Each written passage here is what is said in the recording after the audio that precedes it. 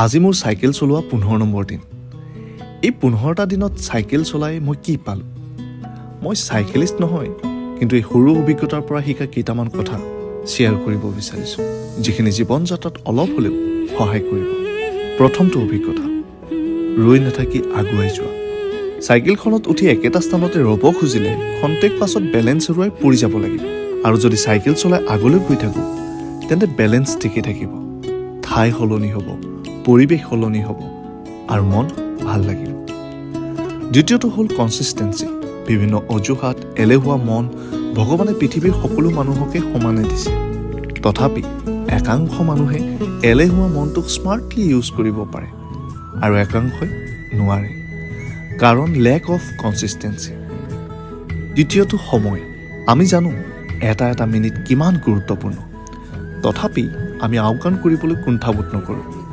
ময়ো নকৰিছিলোঁ সেইদিনালৈকে। যেতিয়া পুৱা সোনকালে উঠি চাইকেল চলাবলৈ ল'লোঁ, মোৰ দিনটো দীঘলীয়া হোৱা অনুভৱ হ'ল।